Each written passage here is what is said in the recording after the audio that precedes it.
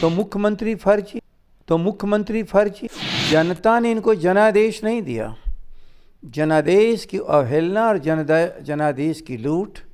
दो उप मुख्यमंत्री नहीं हैं। अच्छा। एक है उनका अपने हिसाब से मुख्यमंत्री, अच्छा। और दूसरा है उप मुख्यमंत्री। लेकिन आप दिल से यदि स्वीकार कर लेते तो आपको भी समझ में आ जाता कि जो मैं कह रहा हूँ सच वही है। अब महाजंगल राज कहो, राक्षस राज कहो, निकम्मों का शासन कहो, या शासन विहीन बिहार है।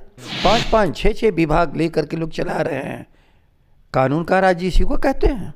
लेकिन माफिया तंत्र में ये बदलता चला जा रहा है। ये बिहार बदलता जा रहा है। बिहार लाइव सिटीज में आपका स्वागत है और मैं हूं हमजा। बिहार सरकार 2020 के इलेक्शन के बाद 1 महीने का लगभग वक्त हो गया सरकार बने हुए, मगर अभी तक कैबिनेट का विस्तार नहीं हुआ। ये मामला अभी तक फंसा हुआ है। आज जब नीतीश कुमार से सवाल किया जाता है तो जवाब आता है कि अभी तक भाजपा की तरफ से कोई प्रस्ताव नहीं है। और इस 1 महीने के दौरान एक चीज़ और भी है कि क्राइम बहुत ज़्यादा बढ़ता हुआ दिख रहा है, दरभंगा का लूटकांड भी। तो सब पर बात करने के लिए हमारे साथ हैं प्रदेश अध्यक्ष राजद के जगदानंद सिंह जी। जगदानंद जी, आज नीतीश कुमार कहते हैं कि भाजपा ने कोई प्रस्ताव नहीं दिया कैबिनेट के लिए, इस पर क्या राय है आपकी? एक फर्जी मुख्यमंत्री और लाचार कुर्सी पर बैठा हुआ इंसान इसके सिवा और क्या कह सकता है? फर्जी और ये मंत्री परिषद, मुख्यमंत्री का एक सलाहकार लोगों का मंत्री परिषद होता है। इनका काम है चयन करना। अब अपने किसी संघ, जिसको इनका राजग कहते हैं, राजग में कितने लोग हैं ये जानते हैं। लेकिन सरकार मुख्यमंत्री और मुख्यमंत्री का मंत्री परिषद होता है, तो एक तरह से माना जाए कि एक लाचार और बेबस इंसान मुख्यमंत्री की कुर्सी पर बैठा है। और ये मैं कह रहा हूँ आज कई दिनों से कि नीतीश कुमार एक फर्जी व्यक्ति के रूप में, फर्जी मुख्यमंत्री के रूप में मुख्यमंत्री की कुर्सी पर बैठे हैं। जनता ने इनको जनादेश नहीं दिया। जनादेश की अवहेलना और जनादेश की लूट, षड्यंत्र के द्वारा धन, मशीन की खूबी, इनको इस कुर्सी पर बैठाया भाजपा के लोगों ने। और भाजपा वाले इनका सदुपयोग कर रहे हैं कि दुरुपयोग, इनको समझ में नहीं आ रहा है। लेकिन नीतीश कुमार जी, आप मुख्यमंत्री की हैसियत से आप बताओ कि इतने लाचार व्यक्ति क्या इस राज्य में शासन कर सकता है? एक शासक के रूप में बताओ कि आपका मुख्य सचिव एक्सटेंशन पर है। एक शासक की हैसियत से बताओ कि आपका पुलिस तंत्र का मुखिया डीजीपी प्रभार में है। तो मुख्यमंत्री फर्जी, मंत्री परिषद का अभाव, मुख्य सचिव एक्सटेंशन और पुलिस तंत्र, पुलिस प्रशासन का पदाधिकारी प्रभार में। ये प्रभार वाला पुलिस पदाधिकारी यदि अच्छा हो तो इसको अस्थायी कर दो। यदि आप अस्थायी करोगे तो कल उसके काम करने के तरीके बदल जाएंगे। यदि आप समझते हो कि आपकी समझदारी में यह आदमी काम के लायक नहीं है, कानून व्यवस्था दुरुस्त नहीं कर सकता है, तो फिर जो इसके लायक हो उस पर कुर्सी पर बैठाओ। नीतीश कुमार एक लाचार और विवश व्यक्ति के रूप में, डमी के रूप में अपने समय को बिता रहे हैं। और व्यक्ति कभी अपने दोष को मानता नहीं है। क्यों नहीं आप कुर्सी छोड़ दे रहे हो? कुर्सी तो आपको दी नहीं है जनता ने। तीसरे नंबर के व्यक्ति कुर्सी पर बैठा है। तो गठबंधन में है तो कोई भी बैठ सकता है। गठबंधन में यदि है और गठबंधन है तो दिख कहाँ रहा है? उनको बैठाने वाला इनको मंत्रियों का नाम नहीं दे रहा है, तो इन पर विश्वास नहीं है। मैं तो देख रहा हूं कि भारतीय जनता पार्टी की जो अब तक मंत्रिपरिषद में रहने वाले वरिष्ठतम लोग थे, वो सब विधानसभा की समितियों में उनका नाम आ गया। नंदकिशोर हों, प्रेम जी हों, वो राजस्व मंत्री पुराने थे, और एक झा जी कोई मंत्री थे। ये सब तो विधानसभा की समितियों के सभापति हो गए। अब इसके बाद भी नीतीश जी को नहीं समझ में आ रहा है। नीतीश जी भाजपा के हिसाब से उनका मुख्यमंत्री तारकेश्वर जी हैं, शायद यही नाम है, और उप मुख्यमंत्री रेणु जी हैं। आप मुख्यमंत्री नहीं है, 2 उप मुख्यमंत्री नहीं हैं। अच्छा। एक है उनका अपने हिसाब से मुख्यमंत्री, अच्छा। और दूसरा है उप मुख्यमंत्री। आप फर्जी हो, जब शब्द को मैं कहता हूं तो आपको कचोट आता होगा, लेकिन आप दिल से यदि स्वीकार कर लेते तो आपको भी समझ में आ जाता कि जो मैं कह रहा हूं सच वही है। अब उनका मंत्रिपरिषद बनेगा, आपके मंत्रिपरिषद आपको बनाना होता तो बन गया होता। अब वो अपने मंत्रिपरिषद बनाने की एक क्रिया में शायद आगे बढ़ गए। वरिष्ठतम लोगों में से एक को दिल्ली भेज दिया, 4 को सभापति बना दिया।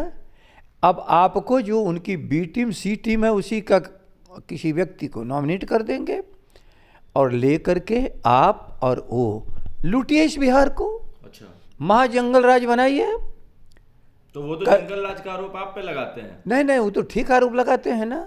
जब हम जंगल राज हैं, 1 लाख में 108 अपराध पर, तो 1 लाख में 224 अपराध पर तो महाजंगल राज हुआ।